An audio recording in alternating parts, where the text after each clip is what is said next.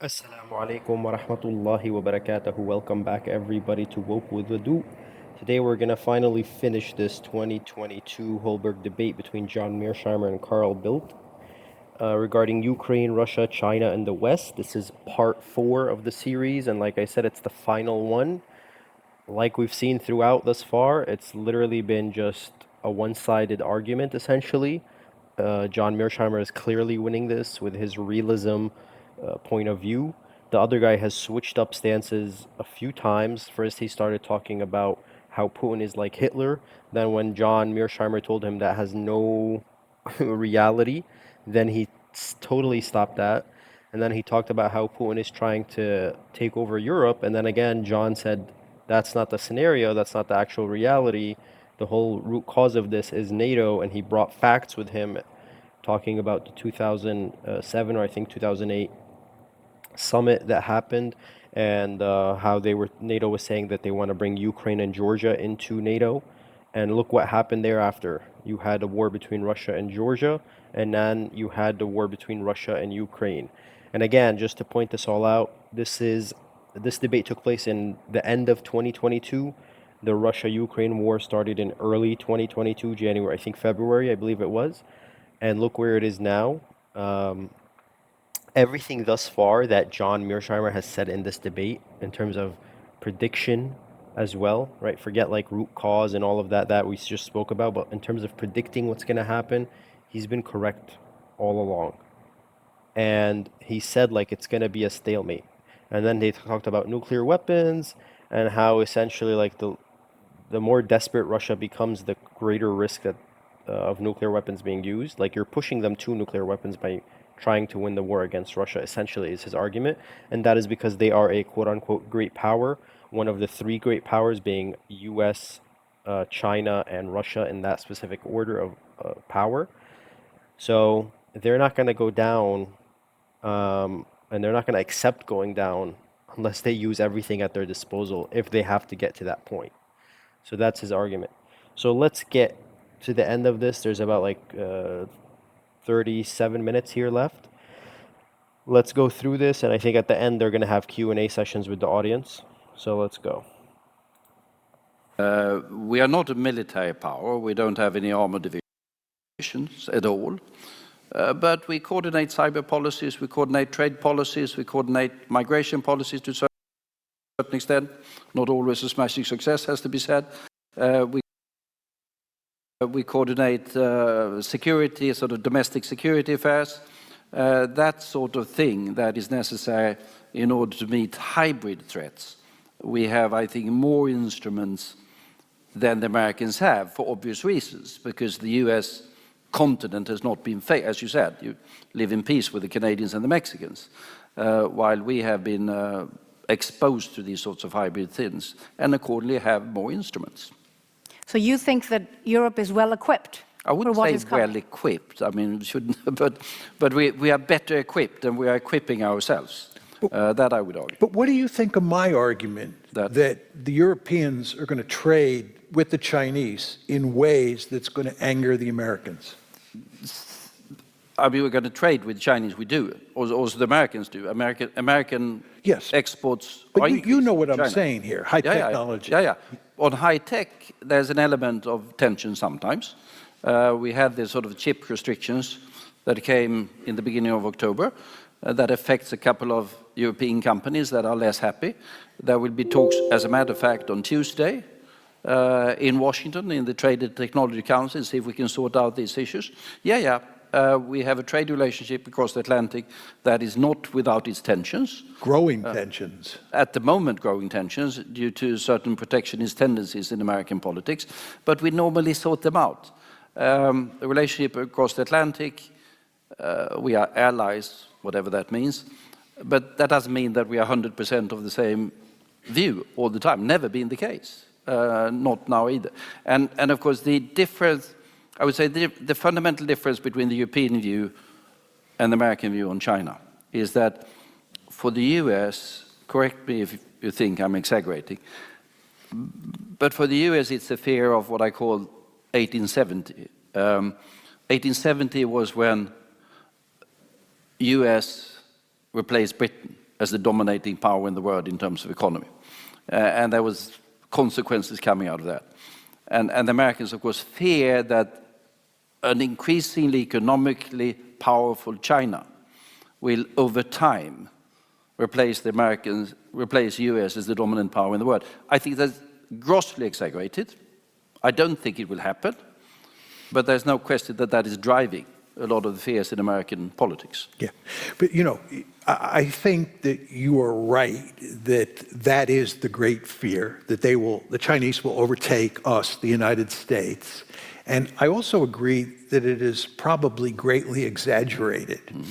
But this gets to my earlier point that you never want to underestimate the extent to which great powers assume worst case assumptions or make worst case assumptions about the other side. So when you bring NATO up to Russia's borders, even if there are no military forces, American military forces on Ukraine's territory, and even if it's going to take a long time for Ukraine to become a member of NATO, from a Russian point of view, they assume worst case and they get really scared because it's a security issue. And the same thing is true with the Americans looking at China. The Americans are scared stiff, as you pointed out, that China is going to overtake them.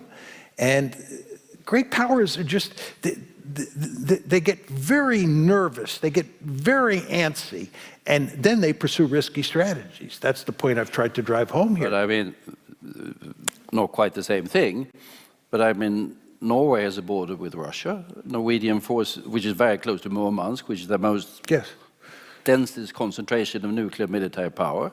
That's been fairly okay since the 1940s. I don't think the Russians were particularly happy about Norway joining NATO. They were not, but it's worked. Estonia is a member of NATO. That is very close to St. Petersburg. I mean, the border city of Narva is closer to St. Petersburg than to Tallinn. They live fairly harmoniously together. That is not a threat. It works. But don't you see geopolitics leading to an escalation of tensions in the Arctic and in the North? Doesn't the fact that the Cold War was a bipolar situation that was relatively stable, we are now in a situation that is fairly unstable because we do not know exactly where we are heading, and we have major states that are uncertain about the capabilities and the intentions of the others, and that brings us into a very dangerous territory. It does, but the Arctic is essentially another thing, and that is, of course, the fact that the ice is receding.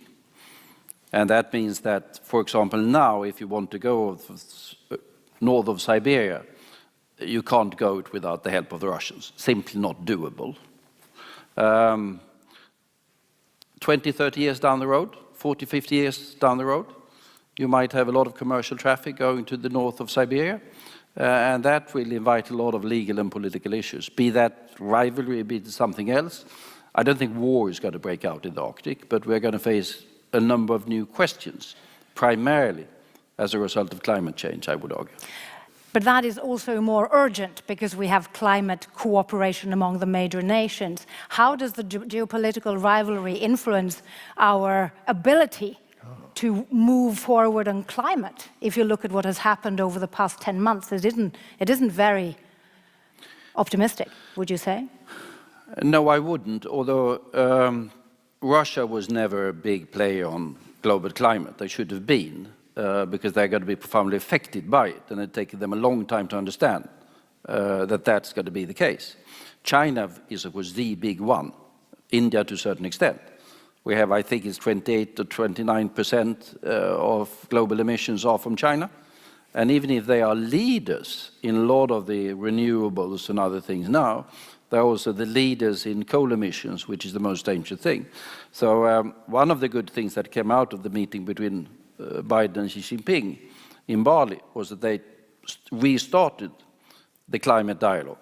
And the President of the European Council is in Beijing today in order to discuss primarily restarting the climate dialogue with the Chinese. Russia, different thing.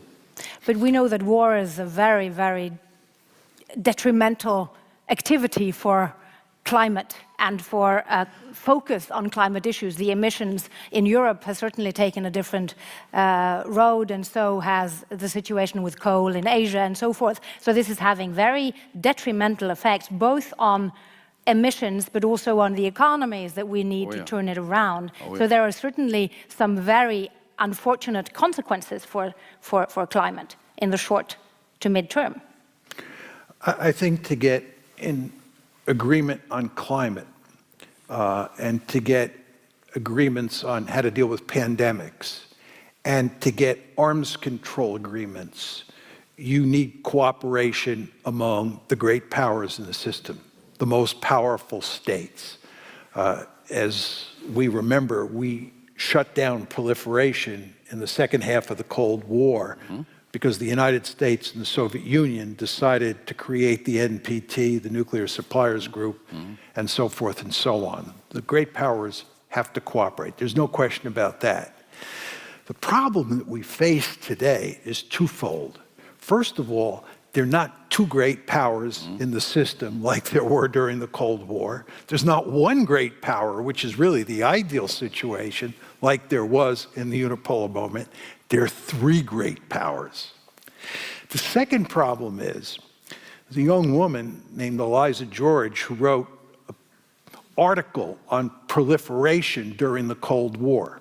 And her argument is, the more intense the security competition between great powers, the less likely it is you'll get cooperation on proliferation and assorted issues, because the great powers really don't want to cooperate, they want to contest each other. And she shows that you got very little cooperation between the United States and the Soviet Union on the nuclear proliferation front in the first half of the Cold War. It was with the coming of détente where you got more cooperation between the United States and the Soviets that led to cooperation on the proliferation front. Anyway, all of this is to say, when you look at the fact that we have three great powers that you have to coordinate, and that you have an intense security competition in East Asia between the United States and China, you have an intense security competition, almost a war between the United States and Russia and Europe. It's no accident, ladies and gentlemen, that Xi Jinping recently told John Kerry that he was not interested in cooperating on climate. And it's no accident that the Russians have just made it clear that they're not that interested in cooperating on arms control with the United States. So I think we're going to have a lot of trouble garnering cooperation on this set of issues moving forward because of the change in the structure of the system, moving to multipolarity, and the intensity of the competition. Do you share this? Well, view? I think we are back in climate talk with the Chinese. That's a good thing. But otherwise, I share. I mean, the achievement of the Cold War, if one might use that particular word, was that after both the Russians and the Americans first and the Russians somewhat higher, went for whatever 30,000 nukes each, huge quantities. They both said this is insane. They phrased it somewhat differently, perhaps, and agreed on a framework for strategic arms limitation that's taken them down to 2,000-3,000 deployed warheads. Huge difference. And whether that can now be maintained remains to be seen. I agree that this becomes, and then we had sort of the Brits and the French and others, but very small numbers of nukes. So the Americans and the Russians agreed doesn't really affect the balance. Now, the Pentagon report out the other day say that their estimate is that the Chinese are going to go for 1,500 warheads. Now that changes the equation fundamentally. And whether they can adjust a two-party thing with 2,000-3,000 warheads east and bring in 1,500 Chinese becomes virtually impossible.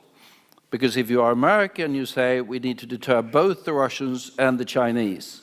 So we need to both deter 2,000 Russian warheads and 1,500 Chinese warheads, and we can't do that with 2,000 American warheads. And you could do that equation from the Chinese side and do that equation from the Russian side. This is going to be very, very destabilizing in the years ahead. Yeah. And the Americans pulled out of the INF Treaty. We remember the INF Treaty well, which was where we basically eliminated medium-range nuclear missiles because in the Europe. Russians violated it. But what the Americans... But we would have pulled out anyway, because the Chinese are building medium-range missiles, and we wanted to be able to build medium-range missiles to combat the Chinese. Yeah, but the... Yeah, okay. But this is the issue of parity, isn't it? That when there is a third party increasing its stockpile, you either go out and everybody has no restrictions, or everybody goes into a new agreement which restricts all three of them. Gets complicated. Gets complicated. Is there a prospect for that type of agreement in the next couple of, or short to mid-term, do you see, between the US, the Russians, and the Chinese on limiting the nuclear? I think the key, getting back to my earlier point about the Eliza George argument, it all depends on the intensity of the competition. The problem is that we have in East Asia today an intense security competition already between the United States and the Chinese, and we have an intense security competition for sure between the Russians and the Americans, right? And garnering a meaningful, sort of agreement on an issue like arms control or proliferation or climate, I think it's just going to be very tough with that competition. I don't disagree. I still think that over time it might be possible. But then and the reason for that is self-interest. Because decision makers in Washington, in Moscow, and in Beijing knows that an all-out nuclear war is the end of it. And accordingly, there is, at the end of it, a self-interest in having some sort of moderating agreement. Can I then again ask you about the rest of the world?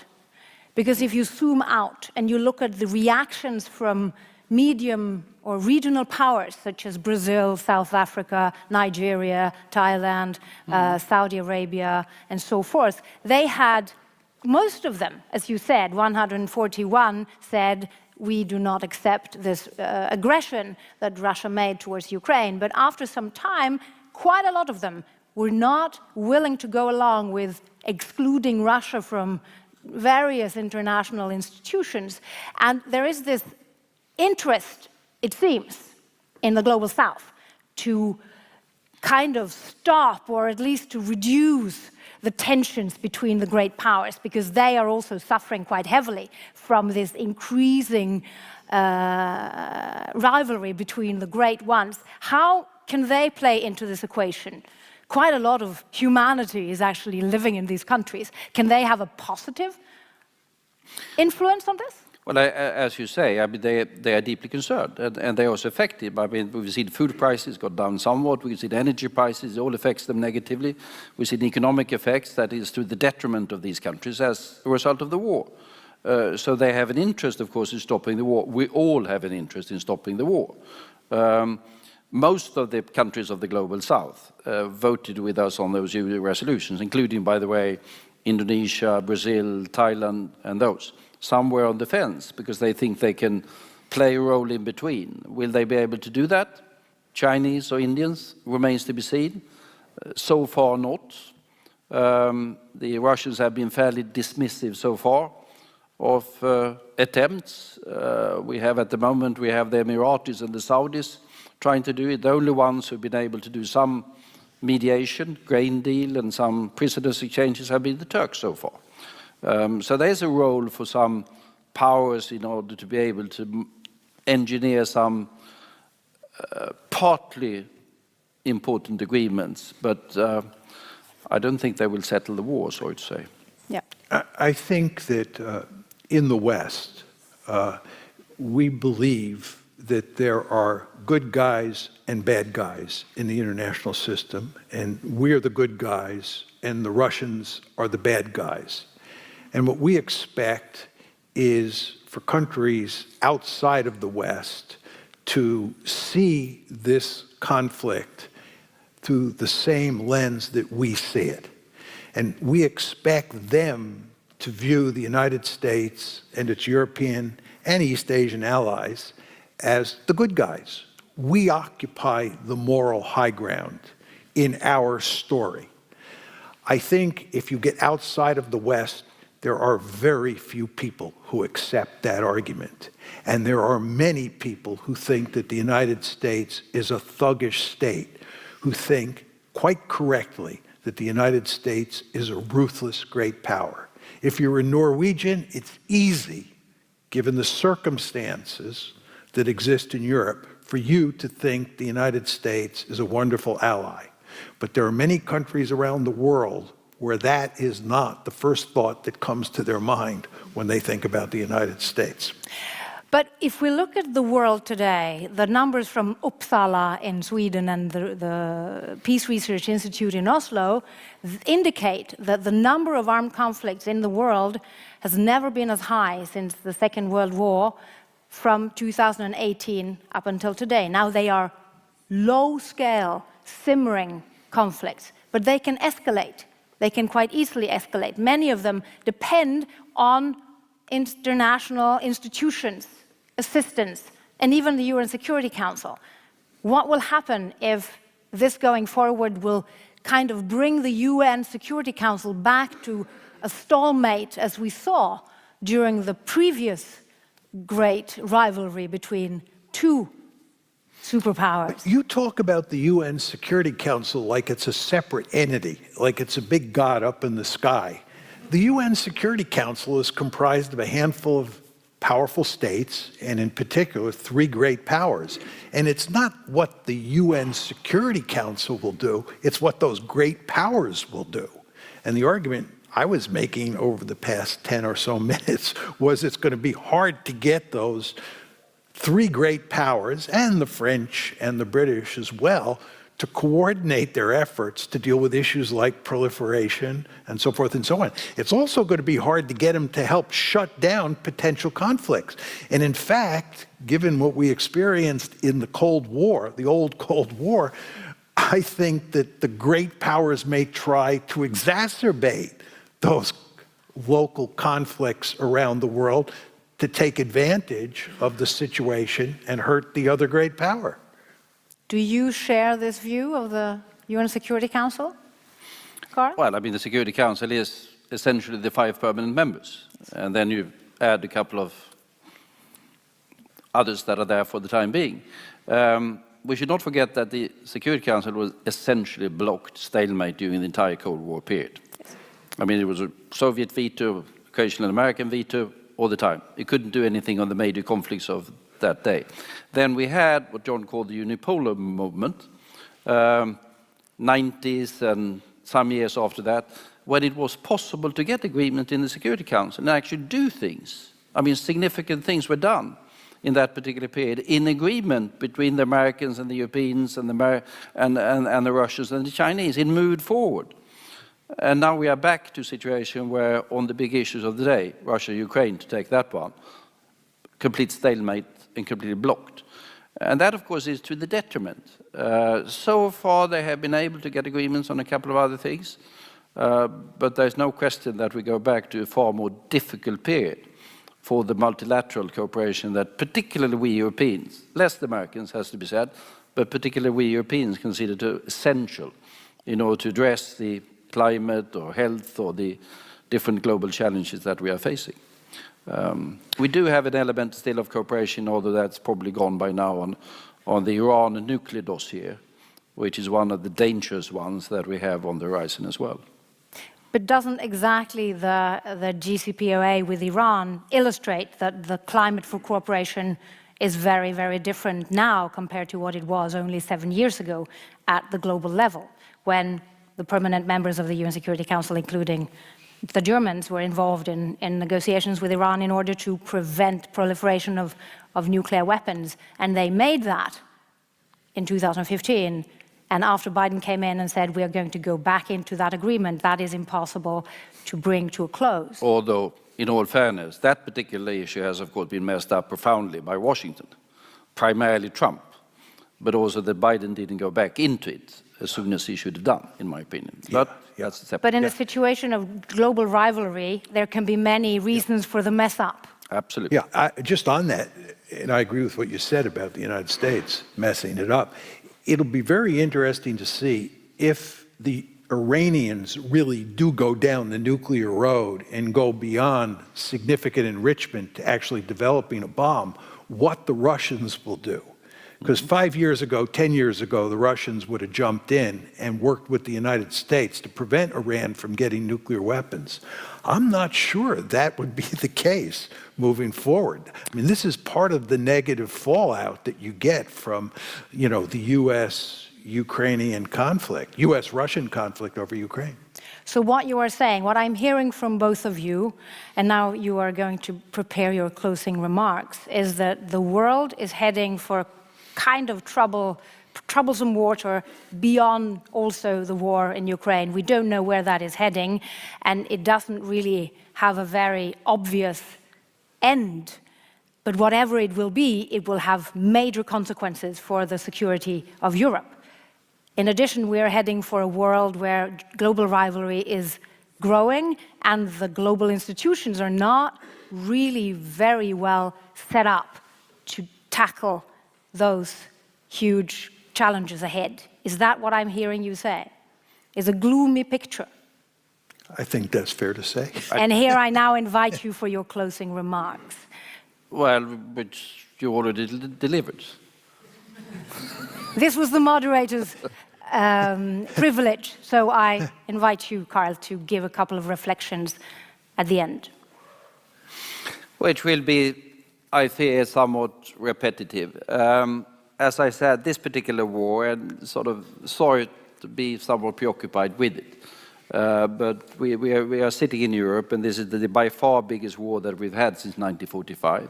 It's going to have consequences for decades to come. And how we get out of it remains to be seen. It is Mr. Putin's war. I don't consider it's Russia's war.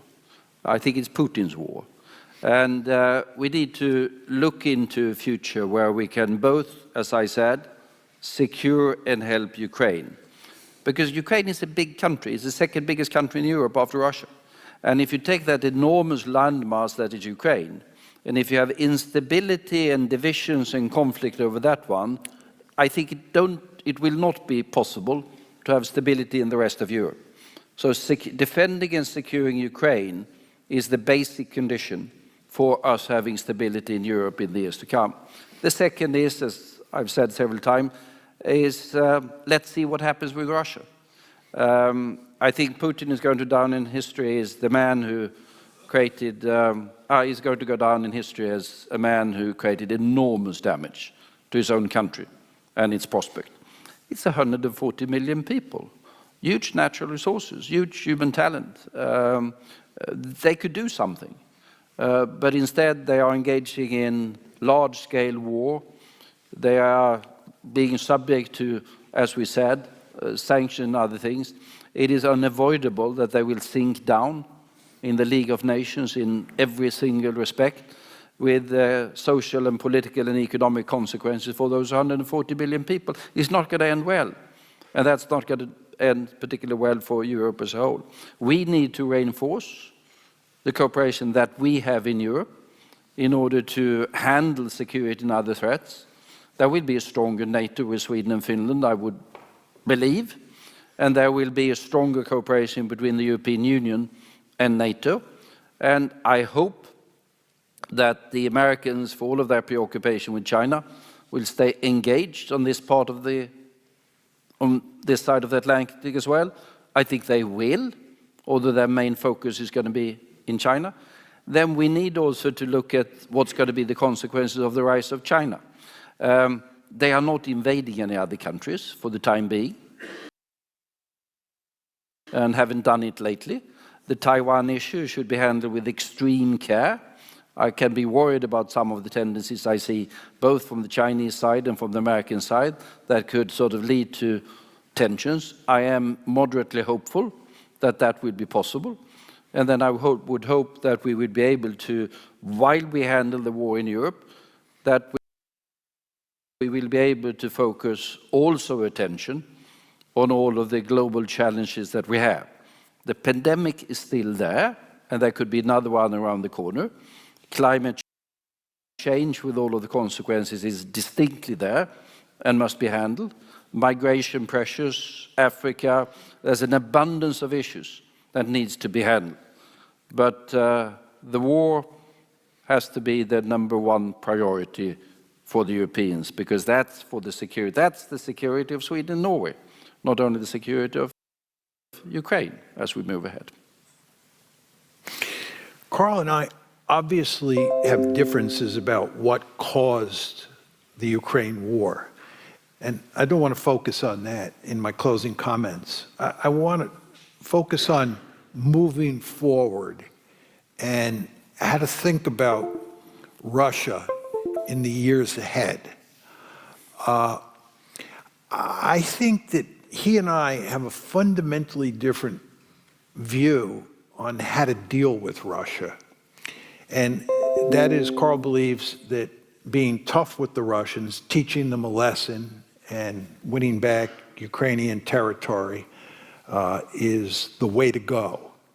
Whereas I tend to think that being tough with the Russians is a mistake.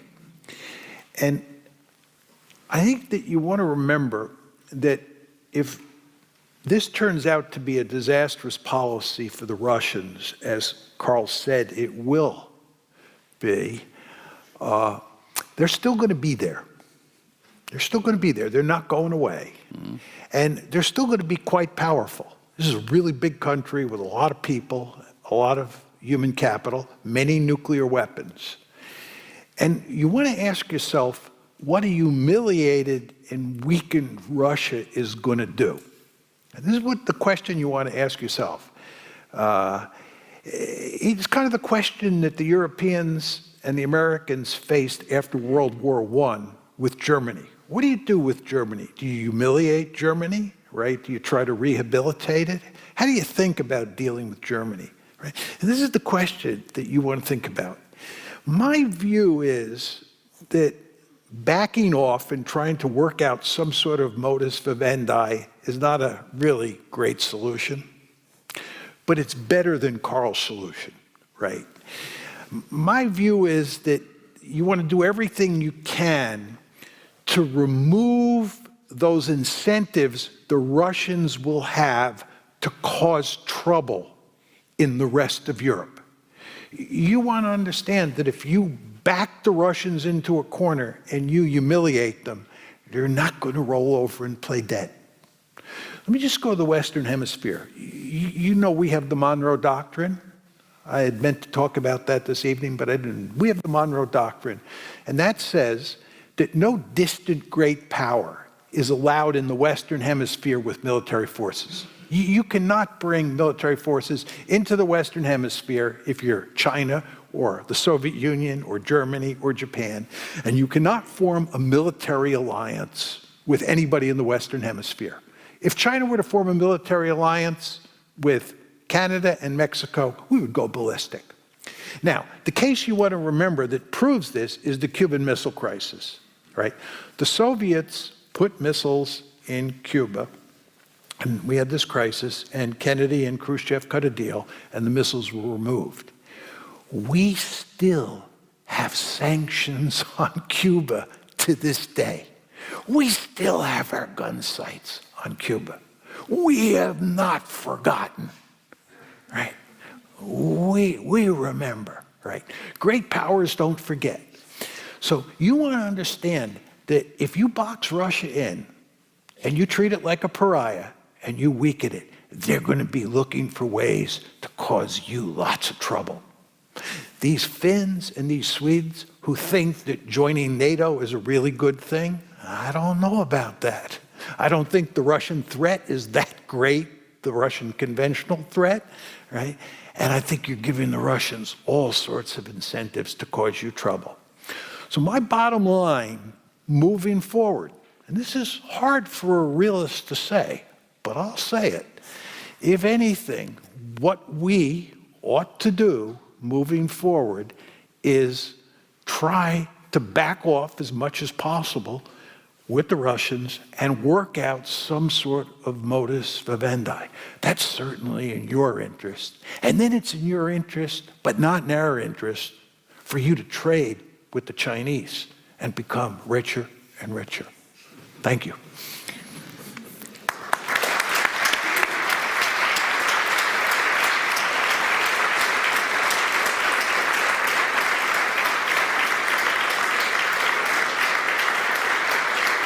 Yeah. So thank you very much to Carl and to John for fierce positions and provocative statements and the good manners of identifying where you actually agree. Thank you for a very thoughtful and somewhat somber debate. Thank you. You're welcome. Thank you.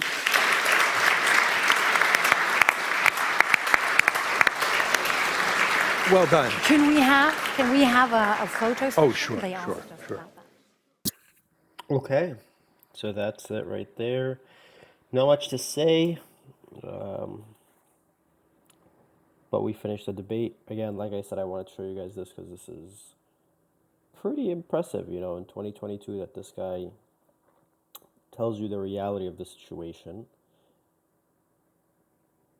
And it's still 3 years later going on, and people are just being lied to essentially about why it all started, what's happening there, etc. But that is the Russia-Ukraine scenario. We'll see what else I will bring up here. But for now, that's this debate. We'll see if we can get into some more current news videos. And like I said, we'll jump into like the other wars as well, the other situations going on with China, Israel, Palestine, etc. Okay. Assalamu alaikum wa rahmatullahi wa barakatuh.